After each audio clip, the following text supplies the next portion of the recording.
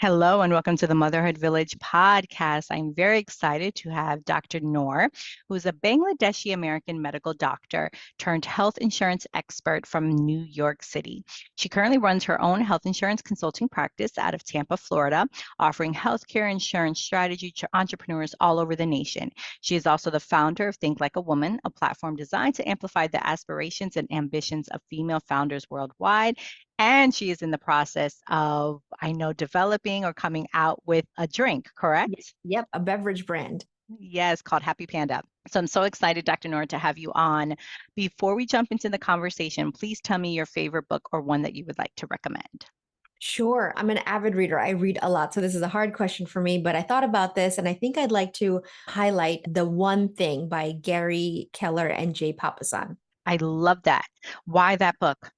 I love it because it really helped me so much in personal and business. And really, what it says is it talks about our brains being like computers and how we're really meant to not multitask, but do one task at a time.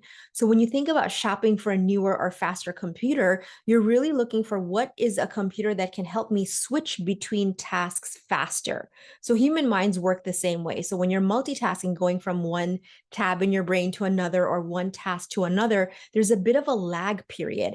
And that lag actually hinders productivity. So when I learned and understood that, well, this is how human minds work, just like computers, we're task switching, not really doing tasks simultaneously. It helped me to understand that if I just focus on doing one thing, the one thing at a time, I can do that thing better, more effectively, more efficiently in a shorter amount of time. And I can tackle more that the more that I have on my plate rather than trying to juggle multiple things at once. Oh yes, I had that today because I Yeah. have client work that I do, and I think we hear of it. And I think because I'm getting older, my brain is slowing down with some of that, and I'm sure because I could pivot from so many different things. But like today, I was trying to do client work and then finish an email for the Motherhood Village, and I was just staring at the computer. I'm like, wait, what do I have to do? Yes.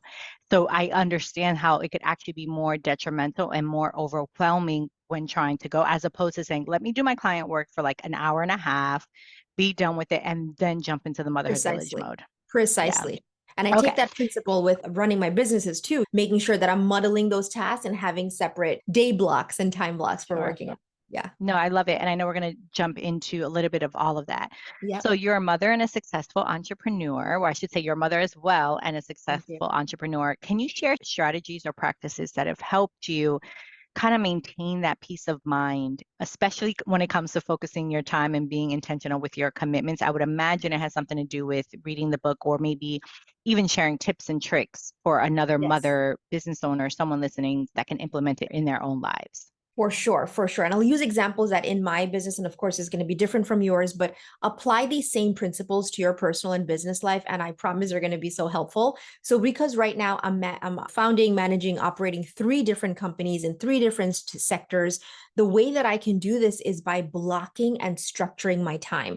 So, the businesses are in different stages as well. So, they require different levels of time commitment from me, execution, and strategy. So, the way that I structure my work week is Mondays, Wednesdays, Fridays. My calendar is open for new business, a lot of camera, face to face time so that I know that I have to look camera ready, be presentable that day. It's a lot of client facing work. And I divide my time with my primary business, health insurance consulting. This is my cash flow. This is the business that feeds all of the other businesses. So making sure that I'm giving my most time and commitment and biggest sector of energy to this business.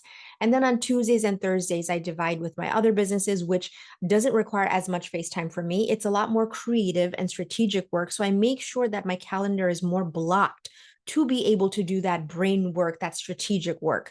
So dividing up my days like this to be super intentional and making sure that when I'm working on that business, I have, separate Google Chrome profiles for each brand. I am not tempted to go somewhere else and check that inbox because as soon as I do, I'm going to get sucked into that and that's going to take away time. So again, so having that structure and being really intentional and sticking to it. So whether you do that by time blocks or day blocks, making sure that you honor those boundaries. And I've tried time blocking as well, doing like 2 hours on this business, 2 hours on that business. It's for me, it doesn't work because there's so much to do on one business. So day blocking works for me. And then to weave in personal on top of that, my husband and I share responsibilities for childcare. So the days where I'm working late on new business, my Monday, Wednesday, Friday, which are my client heavy days, he is responsible for picking up our kid, making sure he's fed for dinner, putting him down. So I don't worry about my child at all. So again, having those days where it's my turn to be a parent or I have childcare duties, making sure that I'm fully present and responsible for that. And I don't have to check my emails or be at my desk for a client call. So that structure, blocking, and then being strict to and maintaining those boundaries.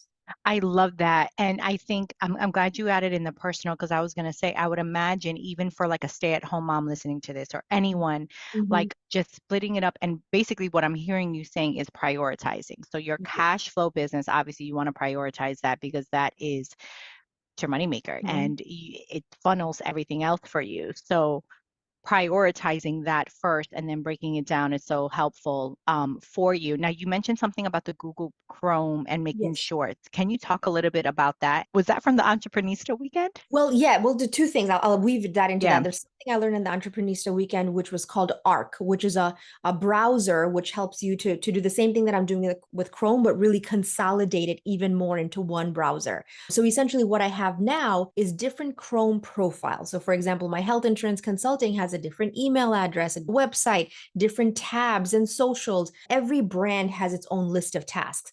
So that's for me. So if you have maybe client work versus podcast work, right? Having a separate either Chrome tab profile or bookmarks under one folder to organize that can be helpful. And then what I'm working on, I haven't transitioned yet, is a browser called Arc, which allows you to have different profiles for the same things, but instead of separate Chrome tabs and profiles, you have it consolidated into one platform. And talk to me about how that has helped, or I should say, I guess the Google Chrome having it separate because I'm envisioning it now because Yeah. when you're opening up that profile, you're Mhm. only getting the work that's needed for that. You don't get maybe a little like, ooh, let me click Let here me and check that something. inbox and exactly. I mean, you Gotcha. can easily do that, but in that profile, I have my Gmail inbox for that. I have my Drive for that. I'm logged into my social accounts for that brand, not Wow. for Think Like a Woman. So I'm not like switching between logging, wasting time switching, logging. I'm logged into all of those accounts for that business in that Chrome profile. Before we jumped on and we met at Entreprenista Founders Weekend, so big shout out to them and connected. One of the best conferences I've attended, just in terms of having the fun, the information, and the connection, because I've connected with amazing women like yourself. But so the reason why I'm mentioning that is because we were talking beforehand, kind of catching up, and we were talking about letting go of control.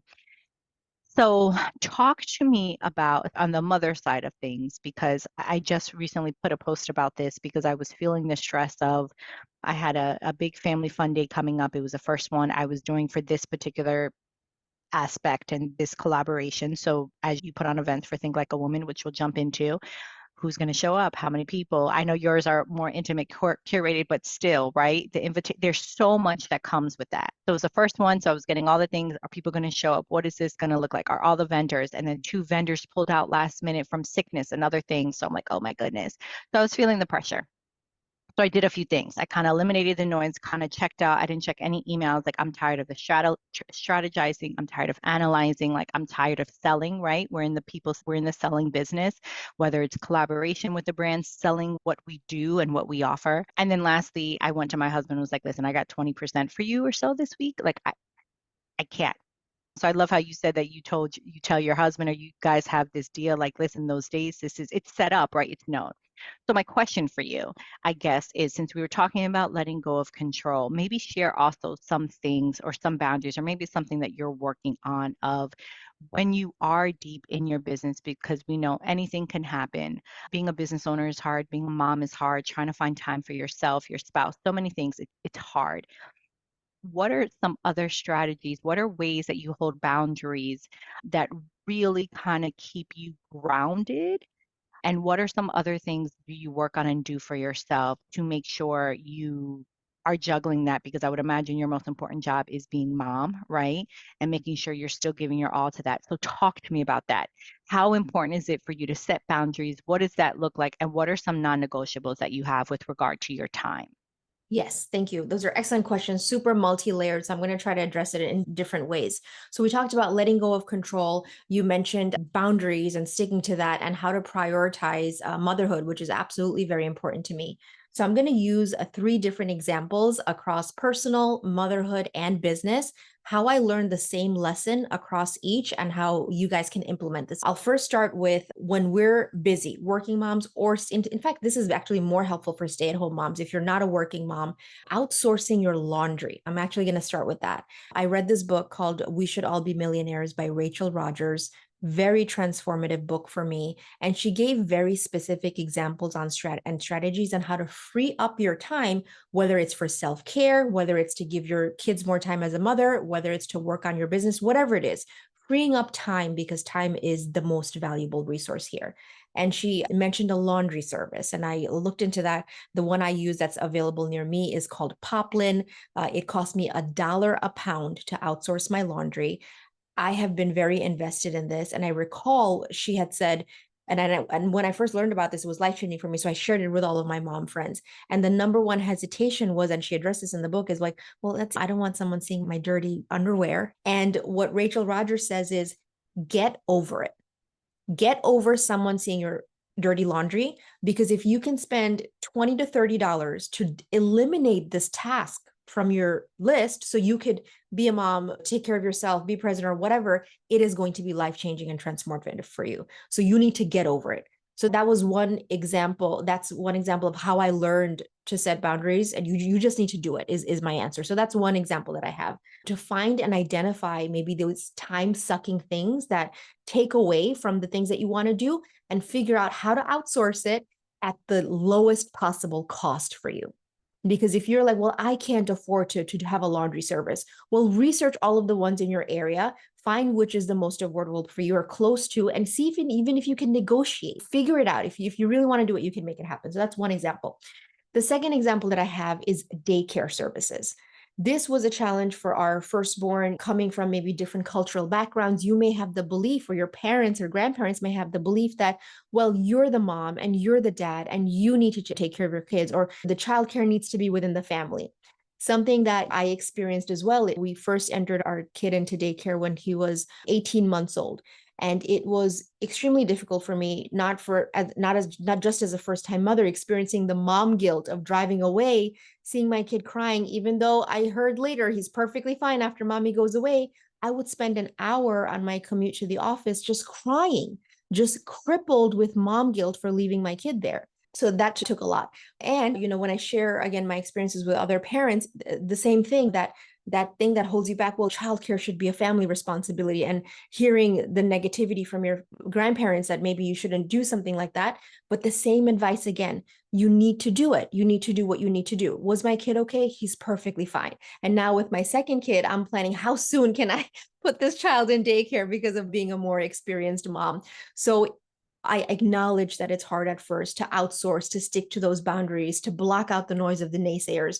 But there are some things that you just need to do, that if it's important to you, you need to relinquish that control and trust that someone's not going to judge me for my dirty underwear. My kid's child caretaker is going to be taking care of my child, and my child's going to be just fine. You just need to relinquish that control. And then the last example that I'll use for business is hiring help, whether that's a virtual assistant, a real assistant, outsourcing some tasks to a contractor. And this can be hard because, just like your actual baby, giving up your child to a caretaker for 6 to 8 hours a day, it's the same thing. You built your business from an idea, from a concept to a profitable venture. To relinquish that control can be hard, but you just need to do it. You need to trust your team members. You need to do it, and you need to learn along the way. You're not going to learn the parts that make you uncomfortable unless you outsource that task first, see how it fits, and say, hey, I love the way that you do this. I never thought to do it that way. This is so much more efficient. Or I really don't like getting it done that way because it's not a good reflection of how I would do it. Then that's an opportunity to teach and get better. But you just got to start and take it from there. I love the get over it. I think I had written that down because I think that's so true. And I think in a lot of ways in motherhood, in entrepreneurship, if we're business owners, whatever that aspect may be, is like to just get over it, let it go and figure it out if it's something that is really meaningful to you, right? So like it comes up in some of our support groups where I can feel the hesitation and whatever it might be, where maybe a mother's asking, but and one of my first questions, I'm like, well, are you asking this from a place because you really want it, or is it the outside noise? Because if you really want it, we can find a way. Or is it Mm. because something you feel like you need to do? Whatever it can be, right? Whatever breastfed, formula fed, whatever it is, it's something that's important to your family. Let's figure out a plan. Let's get there. If it's something that's important to your business, to your point, even with outsourcing, like I'm one of those people in business, and my team knows this, and I have some independent contractors that I work with and that I outsource. It's like no is really not an answer for me. There's got to be a way. Maybe Mhm. not that, but there's got to be a way or something. So to your point, it may be maybe not affordable in the beginning, but maybe you can barter, especially if you're a business Mhm. owner, barter services. But I just feel like just ask because you just Yes. never know. Like you don't know what the opportunity is unless you've actually asked. Now, if you've asked, put it all in, and they're like, listen, we've exhausted, then maybe you have to look somewhere else. But for the end of the day, like just ask and see what you get. Search, Google, find. And I think a lot of times we get so stuck in the fear of like, well, what if this? What is this going to look like? What is going to change? But I love the just get over it because if it's something you really want to do, and if it's for your family, if it's for your business, and you have this vision for what that is, then getting over it will help you get to the next step. So you're not caught in this like mental, like, should I not? I don't know Yeah. about this. What are they going to say? Like, get Yeah. over it if it's something that you want to do. Yeah. And you mentioned something great, Nicole, which is like bartering or negotiating. You'll find that almost everyone in business wants the business, just Yes. like you want the business, and you're willing to maybe be a little flexible for it, depending on what stage of business you are. Maybe they are too. So finding someone who's maybe in the earlier stages of business, maybe someone's just getting a laundry service started in your neighborhood and they're looking for clients, right? And you're saying, well, I can't afford this rate, but can we start here? Or can we, you start somewhere? So being open to that mindset of negotiation and not feeling embarrassed just to ask. You never know what they're willing to do, and vice versa to get the business. There's a book called Ask Like an Auctioneer, Oh, okay. and the author went to this auctioneer school. It was like a meet the author kind of workshop thing. Long story short, the precipice of the book is your dollar value and my dollar value are two different things, right? So I love your glasses, and maybe I'd be like, all right, I'd pay $150 for them, and you're like, no, these are like 300, right? Like, and oh, and vice versa. And I'm like, oh, I'd pay, and you're like, no, I got these on sale. Like your value of the dollar or whatever that is yours and mine. Meaning, like, don't be fearful. Go for that ZOFO, that zone of the freaking out, as she calls it, where go for it because it's really just a starting point for negotiation to work your Mhm. way down. And I think that applies to everything when we're advocating for our children in education, right? I think communication and just speaking on it and asking like you just don't know. I've been blown away by just asking. They're like, oh yeah, no one's ever asked me that. Absolutely, we can do that. And I'm like, really? They're like, yeah, Yes. like absolutely, we can work together. I think in the few years I've done this, maybe a small handful of people that have said no. And I'm Yeah. like, what? It's either their limitedness in what they maybe foresaw what our collaboration could be, or maybe they just were like, no, like whatever their reason being. But it's been a very small amount of people that just didn't see the vision that I had of how we could collaborate or work together and just wanted to kind of keep it. So I love that.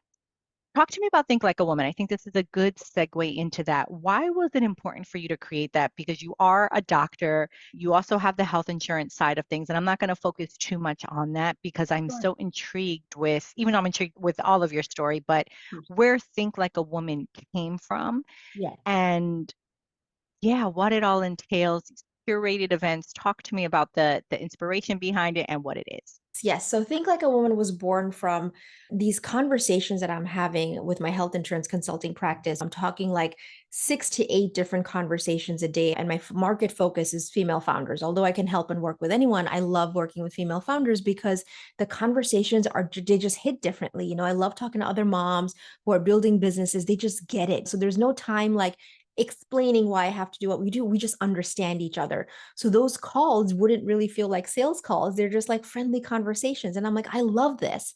And of course, my clientele is all over the nation, and the deep connector in me, I love connecting people. It just brings me so much joy. I was thinking, well, if Nicole in Florida would know Melissa in New York, like their businesses could just partner and boom. And I wanted a way to bring my clients together. That was the thinking. Like I just wanted a way to bring them together. And we were just coming out of an era of COVID where everyone's isolated, everything's super virtual, but you've got Zoom fatigue.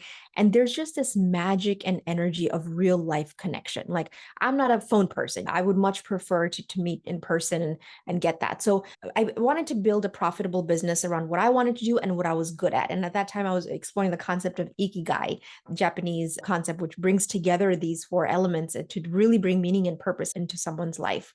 So what did I want to do? I wanted a way to bring together these incredible, amazing women that I felt were so accomplished and so I was impressed and inspired by every day. I wanted to visit new cities that I haven't been to. I wanted to have meaningful, deep conversation over a lazy, fine dining meal. So I thought about brunch. Brunch is like the slowest meal where no one's really rushing to get anywhere and you're just like lazy and chilling and enjoying. I wanted to dress up and get glam because I love doing that. So I wanted to tie in an element of fashion around it. So those are the things that I thought about to really bring together and create this curated experience, which is centered around business networking. Because at the end of the day, we're not spending all of this time and money to just chit chat with a bunch of other women. We're doing it for business relationships that's going to equate to actual sales and business growth and development. So those were kind of the initial concepts. And I thought about like, what does it mean to think like a woman? Why did I call it this? It's because I sincerely believe that women bring this extra dimension of competence to the table, which comes from managing a household, from being mothers. Because you have experience doing all of that, we can bring that level of experience, compassion, and extra dimension to a meeting or a boardroom and build companies and teams in a much more meaningful way from the perspective of feminine energy and feminine leadership. So much to unpack there. I love it. I love it. And I am hoping to attend your curated events. Not hoping, I will attend. Yes. Since hosting them, like what has been like your biggest accomplishment with it? And what has been at the end of the day, again, as someone who hosts a lot of the stuff for moms, right? Support groups. And that's kind of really where my purpose comes from. It's when a mom's like, oh my God, this group was great. So after an event and after you've done something, like talk to me about like at the end of the day where you're like, ah, this is why I do this. Yes. This is why Yes. I go so hard for it. Talk to me about that Yes. aspect of it. What I love about it is when in my mind, and I keep certain elements of the event a surprise. I don't allow any photo video during the event. No one really knows who's showing up at the tables. I want them to experience that delight when they do show up. There's so much research and curation that goes into this. I know exactly why there's certain people sitting at this round table. I know why I invited her. I know why she's here. And when that connection happens naturally without me having to verbally say it, when that person says, hey, I want to connect you over this, it's just like fireworks are going out inside my heart. I'm like, this is exactly why I brought you guys together, and you're realizing it. I'm not having to spell it out. So it's just this incredible feeling. I will say that the things that I had expected, even now as it's growing and unfolding, it's never like that. So, for example, I created this company being inspired by my clientele, that I was hoping that, well, my clients are going to be here. It's Yes. very rare that a client is actually attending an event, like a health insurance client is attending it. It's very rare. So the people who actually end up at my tables are never who I've envisioned in my head, which I still today find surprising. I love that. It's like even with my podcast guests, there's some that Mhm. I might have like not prejudged, but maybe the intake form, I'm like, okay, someone introduced me or I don't know them. And I'm like, all right, we'll see. And then we have this phenomenal conversation that like beyond my expectations. And I'm Yeah. like, we need to collaborate after this because I think we do have preconceived notions or even the topic that I'm like, ah, what are we going to really dive into? And we just have a fantastic conversation. So I know exactly what you mean, which I think a good lesson from that is like to have zero expectations and to be Mhm. open to it and to see, well, let's see what happens. I know mindset is important to you. Talk to me about how you balance the ambition with the gratitude. I know for me, that's something that I need to get back into. of that, of having more of a gratitude mindset. I mean, I am very gracious, but just having more of that moment for me to kind of, I get, I guess, get more in tune to like my higher power with it all. I think it's so, oh, not I think, I know from the 3 years of trying to grow whatever the Motherhood Village was when it first came to fruition of this idea to where it is now completely like left Yeah. field, and then being a mom and all the other things, that it's so easy to get lost in the sauce of like really what's important. So how do you balance that of like ambition? You have three companies, you're growing it, but also staying grounded and being in gratitude of it all. Yes, that's a fantastic question. And I'm going to first dissect the two. I'm going to separate the two, ambition and gratitude, and then I'll fuse them together. The way I do this is with audits, daily audits and moment to moment audits. And what I mean by that is I am constantly checking in with myself and asking myself, is this what I want? Am I capable for more? So making sure that all of this work that I'm doing, like, why am I doing it? Am I having fun? Like, am I enjoying it? Like, for Think Like a Woman, I created things that I wanted to do. Like, hell yeah, I want to travel to a new city. Hell yeah, I want fine dining. Hell yeah, I want to meet new people. So yes, I am absolutely doing what I want to and what I enjoy. So checking in with yourself, asking yourself, doing that audit is, do I still enjoy this? Am I still in my purpose? And then the secondary follow-up question to that is, do I want more than this? Because oftentimes that rat race in life we're just doing, you get the house, you get the car, you want the bigger house, you want the faster car, but is there ever an end to it? And if you don't stop and ask yourself, like, am I satisfied with my home right now? Do I need a bigger house, or will I be okay if I live in this house for the rest of my life? And we had to do that. My husband and I were both super ambitious, and there was a period of our lives very recently where we were, every 2 years we're moving and we're upgrading, we're moving and we're upgrading, and that was important to us. The bigger house, the faster car was important to us. But then at some point we were asking, like, do we really need a bigger house than this? Like, are we seriously going to kill ourselves and work this weekend? Do we really need to? So those are the two questions regarding ambition, making sure you're checking in and you love what you're doing. And second, ask yourself, is it time to stop, or do you want more? And then the other side of it is gratitude, because it is absolutely possible to want more and more. Because for me, I definitely still want more because I know I'm capable of more. And yes, I do want more. I did ask myself, do I want more than this? Yes, I do want more than this. Okay. But really taking stock of how far you've come.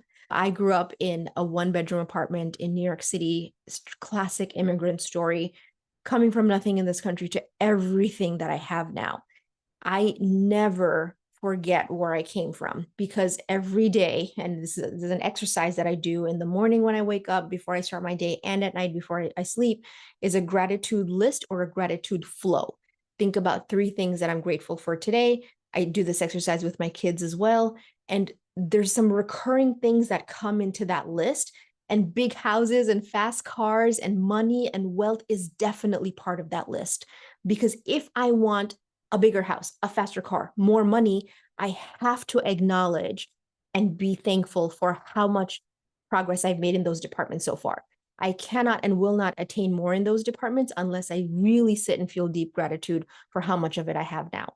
So that's really how I combine those two. Take stock and take gratitude, especially for the things that I want more of, making sure I acknowledge how far I've come and how thankful I am to have everything that I have now. So you can be thankful and you can still want more.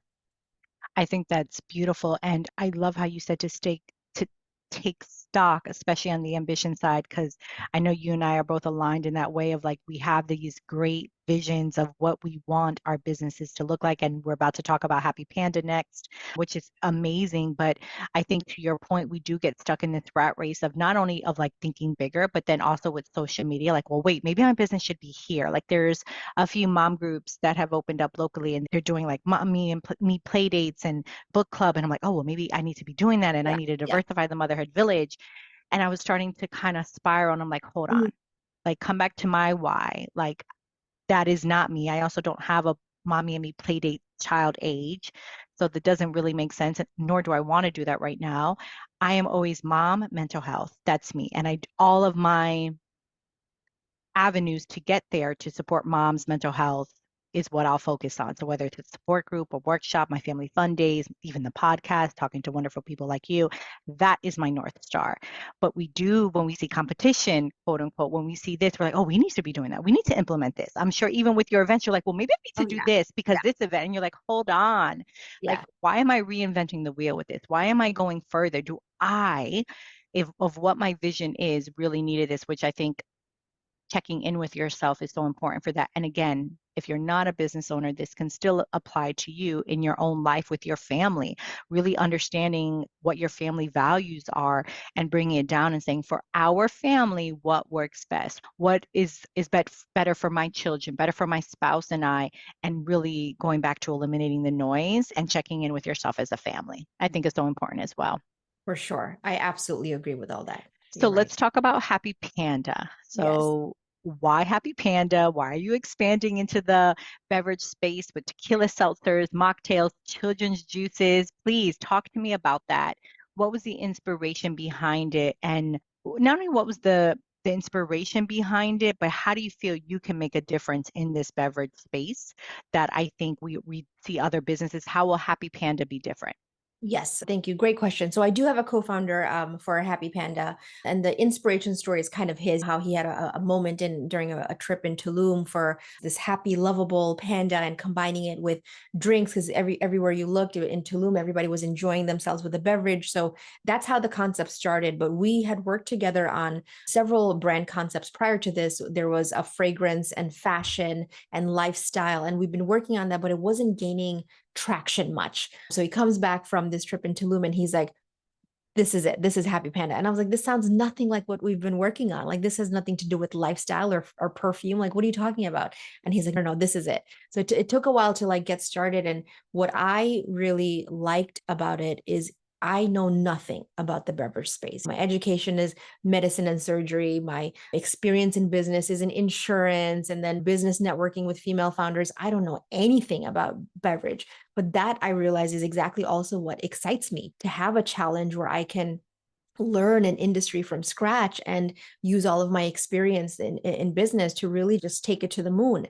And another reason I liked it is because my other businesses require so much of me, Nicole, like for health insurance consulting, it's one-on-one time, right? It's me. I'm writing the policies, I'm doing the consultations. For Think Like a Woman, I wanted to make it more community based where I'm not the face, but the more events that I do, I realize I'm the center of it all. I'm the glue that's kind of holding this roundtable together and curating these experiences. And I still haven't found a replacement yet. So I really wanted to work on something where I was more behind the scenes, where I can achieve the level of business growth and scaling that I wanted to without having that FaceTime involvement. So those are kind of like the concepts and inspiration behind the beverage brand. I think that's great. And I love how you're challenging yourself and saying, yeah, this is something different. And even though I have no idea what it is, well, I would imagine even think like a woman, like you wouldn't think to curate events. You're not an event Right. planner, right? You're not, Right. or what we think of that. So yeah, no, I love it. So again, for anyone listening, like it just goes to show, don't let the fear stop you just because you don't know about the industry or you don't maybe know a job that you could be going for. Just kind of take that step forward and I mean, of course, make a plan with it, but just do the damn thing. So I love that. Yeah. Talk to me about how people can connect with you, where they can, yeah, find you, I guess, for all the different spaces. Sure. Yeah. So I'm super duper active on social media. My primary platforms are Instagram and LinkedIn. You could just type in my name on LinkedIn. You'll find me on Instagram. I'm Dr. Noor Health, Dr. Norhealth. You can follow my life and stories. It's super entertaining. And if you go to that profile, you'll find the links to all of the other IG accounts as well. But there's Think Like a Woman and Drink Happy Panda, where you guys can follow along and see what we're doing. I love it. Any other final thoughts? I'd like to ask my guests to kind of share final thoughts with our listeners. Yeah, I would just say like anything that you're on the fence or nervous about doing, just check in with yourself and ask, like, I think you had mentioned this, is this outside noise or is this really my heart? To check in with yourself and ask your heart, really, like, is this what I want? And is this where my desires really are? And I talk a lot about like, women being afraid to lean into their desires because of their environments or their influences around them. But the more time that you spend going inward and asking yourself what you want, the more authentically you can live your life, the happier that you can be. And at the end of the day, like you said, what matters is what makes you and your family and what works for you and your family. So the only way you're going to know that is if you ask yourself, go inward and prioritize yourself and your family. Thank you so much, Dr. Noor, for coming on, for sharing such amazing tips with my listeners today, and continued blessings to you for love and light. Thank you. Thank you. Thank you, Nicole. Thank you so much.